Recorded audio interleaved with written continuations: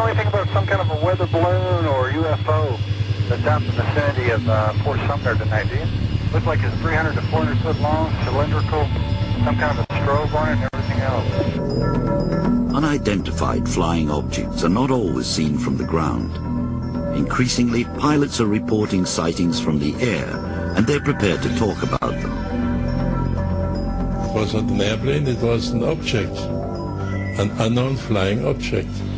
We had someone call here earlier about a pilot, an unidentified flying object. Yep, that's us. It's tracking about 390 knots. We've been tracking it for about 3-4 minutes now. This kind of things is flying. For us, still being unknown traffic, and a lot of controllers in the world, they know about it. What is it that pilots and air traffic controllers are seeing? In Russia, a military commission that investigated the UFO phenomenon for over 20 years has arrived at an extraordinary conclusion.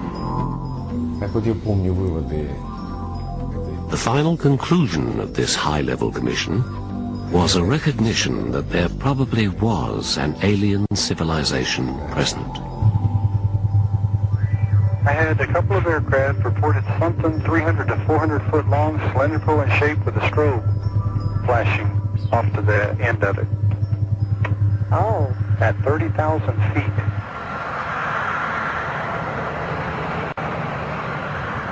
All over the world, highly trained pilots and air traffic controllers are observing strange objects in the skies.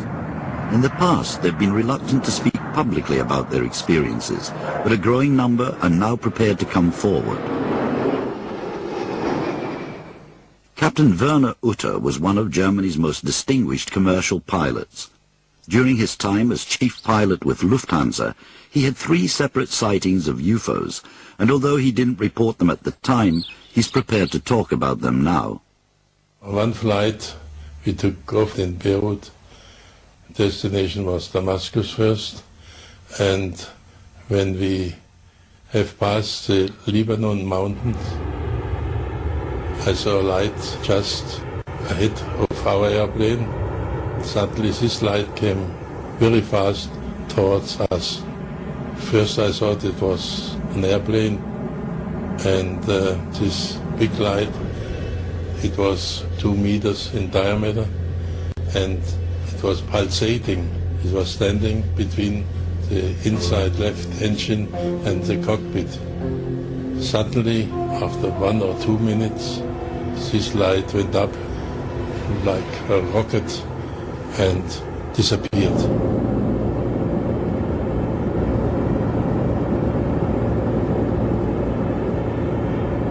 Some years later, Captain Utter had another UFO sighting. This time he reported it to air traffic control at Maastricht. This is the actual conversation. Okay, fine, and for 61, about 4 miles ago, we passed an unknown object like a cigar. Do you have anything on the scope? What was it like? Looked like a cigar, about 3-4 meters. It was too fast.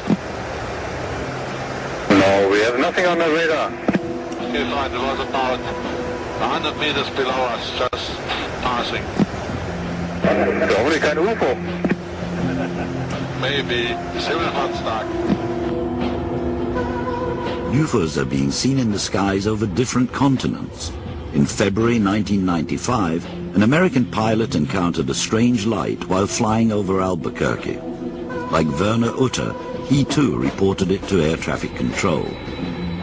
We were at 37,000 feet, 100 miles from Albuquerque at night, and the whole cockpit just lit up, kind of this bluish green. And I thought air traffic control had put another aircraft at our altitude by accident. It seemed so close.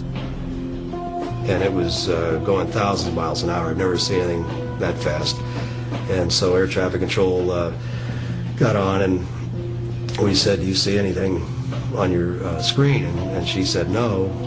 And then she asked the other airliners in the area, and they said, "Yeah, we see it too." And one guy said, "Oh, it must be space debris." And right when he was saying that, this thing, a big pulse of white light came from behind it, and it just took off at a 45-degree angle back up.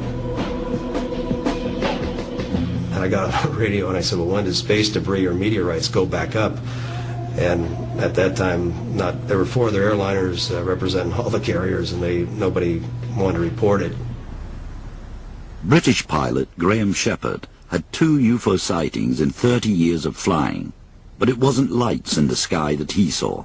I had a very clear view of this craft as it came towards us. It flew slightly below us, several hundred feet below us, and about a quarter of a mile away. And I had a very fine view in the sunlight, reflecting sun, of a hub-shaped craft. I would say about 30 feet across. It was quite distinct in its outline. There was a number of fair weather cumulus clouds around, giving very, very good depth perception, so that this was between us and the clouds that we were flying over. And once we got back to London, we discussed the whole sighting and came to the conclusion that we shouldn't report it because it would be detrimental to our career prospects. Looked like a cigar, about 3-4 meters. It was too fast. If pilots see something that is unusual and very strange, the chances are very high that it won't be reported. So my opinion is that there is a huge resource of experience and sightings that have never been reported.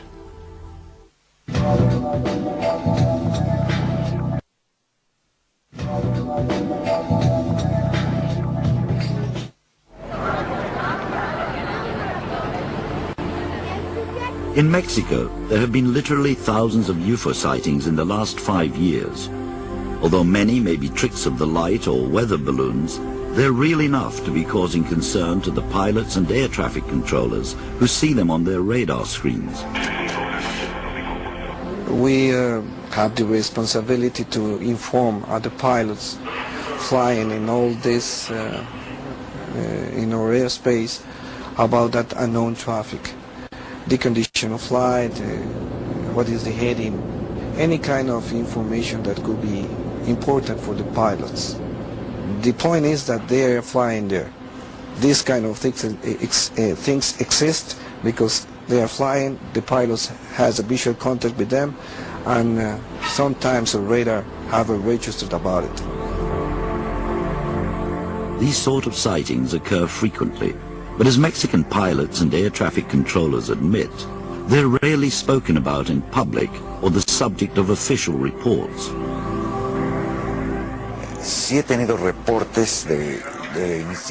In Mexico, there is no official record of these cases, although there have been pilots asking air traffic controllers for information when they've seen lights in the sky. But these sightings are not registered in official reports. That only happens when there has been an accident. One incident that was officially reported happened in 1994. Mexicana Flight 180 was approaching Mexico City Airport when a UFO was momentarily seen on ground radar. We detect 2 echoes close to this flight, but very momentary, just in a few moments, them disappear.